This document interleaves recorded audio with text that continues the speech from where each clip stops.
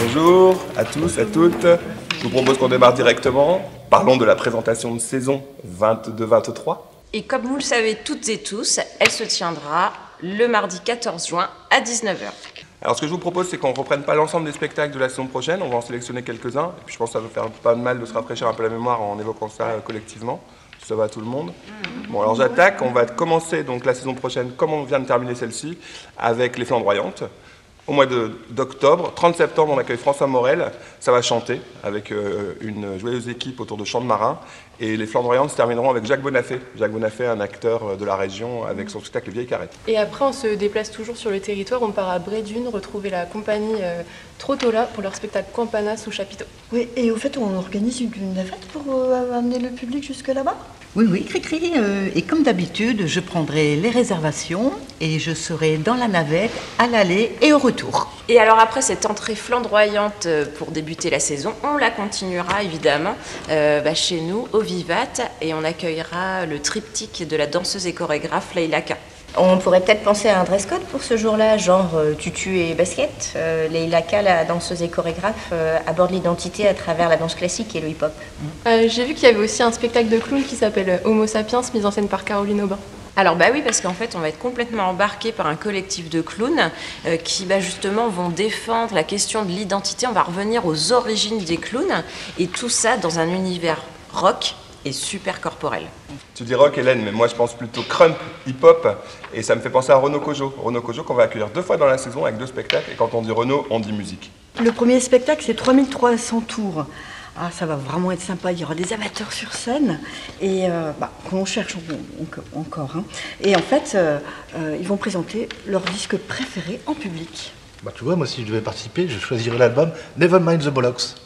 Ah ouais.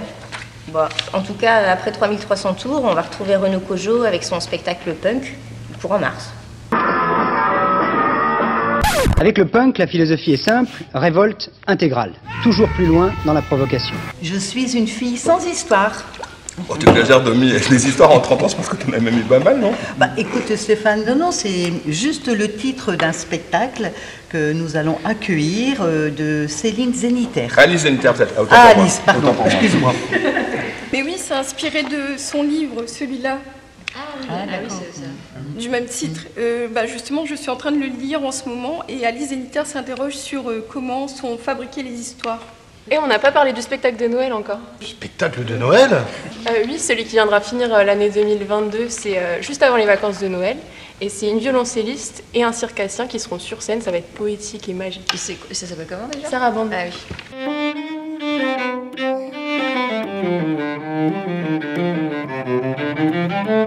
Et quelqu'un sait si on continue les afterwork? Bah oui, parce qu'il y a tellement de talents musicaux dans l'Armentiérois, oui, on va continuer l'année prochaine. Oh, et puis tant qu'on propose des saucissons au bar, moi ça me va. Ouais, ça c'est sûr. Alors on accueille le prochain spectacle de Pippo Del Bono. La classe. C'est qui?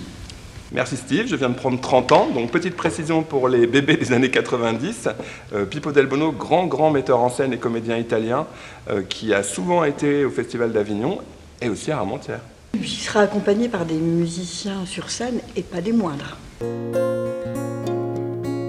Con Salvatore, è inutile pregarti, ma il mio cuore è gonfio di dolore. Il tuo sguardo. Et dans la thématique des générations, moi ça me fait penser à Forbon Enzakimona et son spectacle Tumeur.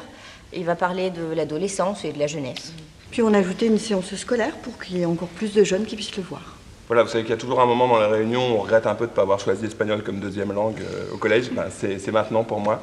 Je vais vous parler donc du spectacle de Marcela Santander, Bocas de Oros, qui est le spectacle que je propose qu'on conclue avec ce spectacle-là dans notre présentation de saison. Rapidement, Marcela évoque la Porte d'Or, qui est donc une légende pré-inca. Porte d'or qui ouvre sur des mondes parallèles.